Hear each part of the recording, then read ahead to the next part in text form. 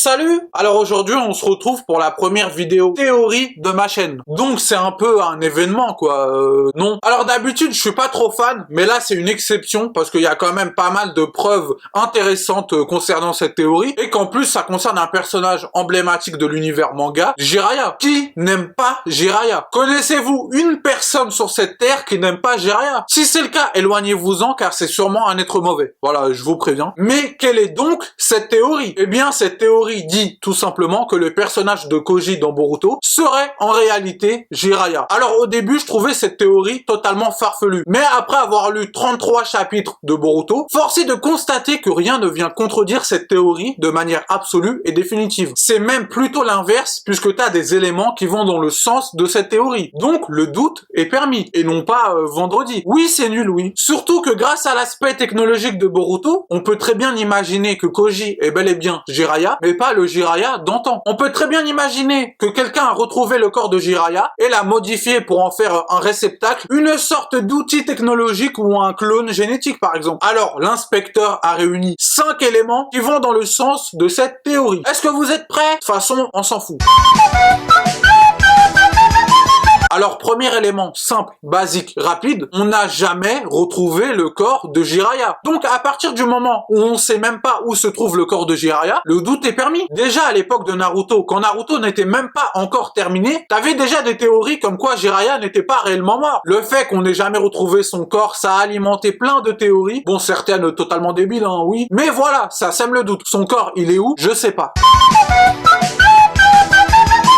Deuxième élément, Koji maîtrise le Rasengan. Or, on sait que seuls Minato, Naruto, Jiraiya, Konohamaru, Boruto, moi et peut-être Kakashi, j'ai un doute, maîtrisent le Rasengan. Une information est fausse dans ce que je viens de dire, à vous de la trouver. Minato est mort et enterré, Naruto est Hokage, Konohamaru est Sensei, Boruto est au village, moi je suis là, Kakashi a pris sa retraite bien méritée. Il ne reste plus donc que Jiraiya sur lequel il peut peser un doute puisque, encore une fois, son corps n'a jamais été retrouvé.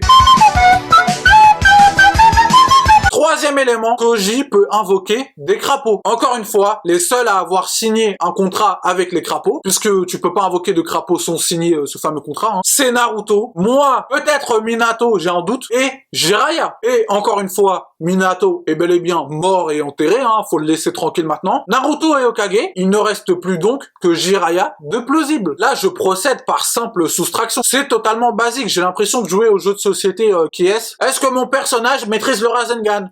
Ok, je peux baisser des têtes. Est-ce que mon personnage peut invoquer des crapauds? Ok, je baisse des têtes. Est-ce que mon personnage est un pervers? Ok, je baisse des têtes. Tiens, mais c'est Jiraiya! Quelle surprise!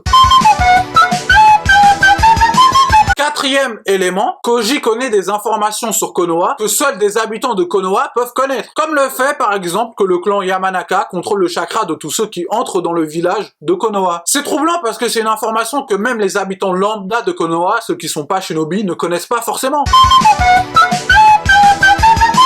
Cinquième et dernier point qui fait directement suite au quatrième, Koji a pu tranquillement rentrer dans le village de Konoha sans se faire repérer. Ce qui signifie que son chakra est connu. Parce que si une personne avec un chakra inconnu et donc suspect rentre dans Konoha, ça va immédiatement alerter Ino et tout le clan Yamanaka dans son ensemble. C'est ce qui est arrivé à Delta par exemple.